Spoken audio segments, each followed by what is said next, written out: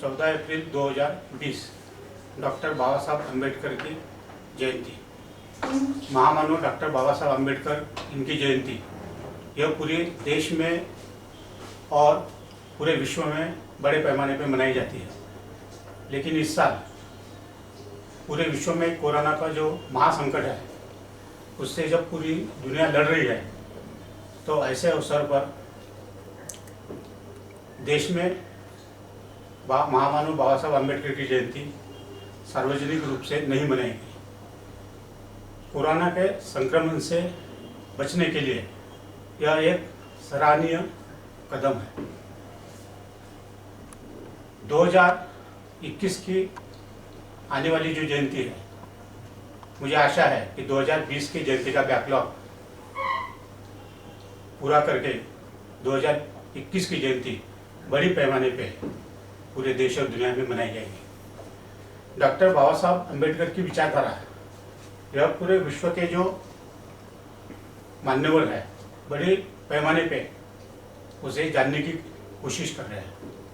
हम देखते हैं कि पूरे विश्व में बाबा साहब अम्बेडकर की विचारधारा को लेकर वे मान्यवर क्या कहते हैं। सबसे पहले हम देखते हैं अमर्त्य सेन, जिनको 1998 में वेलफेयर इकोनॉमिक्स इस विषय पर नोबेल पारितोषिक मिला। वेलफेयर इकोनॉमिक्स जो है, उन्होंने इस बात को कहने की कोशिश की कि इकोनॉमिक्स के द्वारा समाज का पूरे मानव का वेलफेयर किया जा सकता है।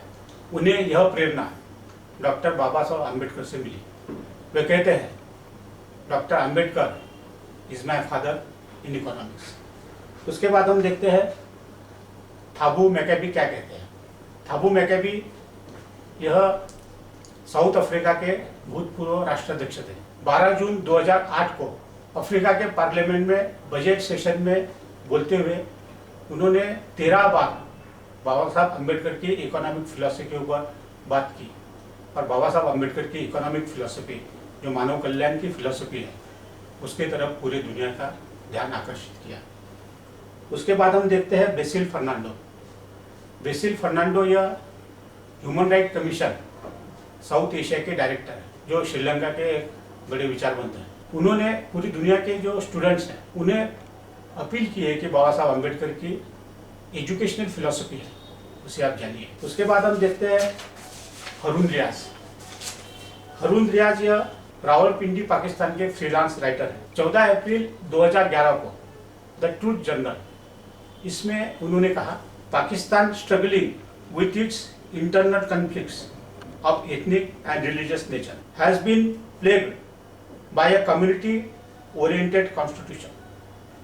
While making such a change would not fix everything overnight, but it would offer just the right start and the foundation to build a stronger and prosperous country.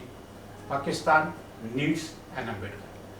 तो पाकिस्तान की जितनी समस्या है उस समस्या के ऊपर हारून रियाज बाबा साहब की विचारधारा में पूरी तरह से सॉल्यूशन ढूंढ रहे हैं।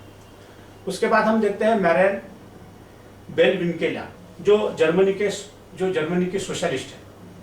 वे कहती है, भारत के एक ग्रेट लीडर, एक ग्रेट थिंकर, एक समाज सुधारक, भारत के पहले कानून मंत्री डॉक्टर अम्बेडकर, ये जर्मनी देश में पढ़े लिखे लोगों में, बुद्धिजीवी वर्ग में तथा राजनीतिक लोगों में बड़े पैमाने पर पहचाने जाने लगे हैं।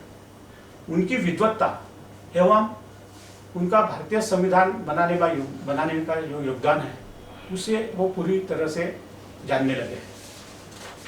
उसके बाद हम देखते हैं नेल्सन मंडेला। नेल्सन मंडेला पूर्व राष्ट्राध्यक्ष साउथ अफ्रीका। साउथ अफ्रीका का संविधान बनाने के लिए उन्होंने भारतीय संविधान से प्रेरणा ली है।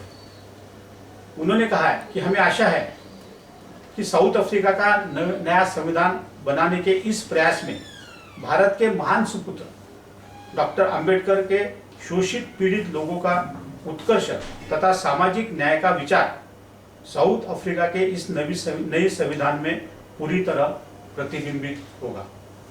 डॉक्टर अम्बेडकर यह शोषित पीड़ित लोगों के उन्हें न्याय देने के बारे में चैंपियन थे। उसके बाद हम देखते हैं और एक थिंकर एमवी पायली। जो दुनिया के बहुत सारे देशों के संविधान के विशेषज्ञ हैं।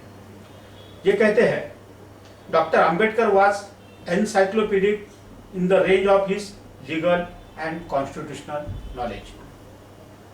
With rich fund of knowledge of constitutional principles and practices in most of the leading countries. Justice Chagla ये कहते हैं, Ambedkar was now a name well known through the world as a great authority as a constitutional law. इस तरह से पूरी दुनिया में doctor बाबा साहब अम्बेडकर के विचारों को लेकर मान्यवर कह रहे हैं।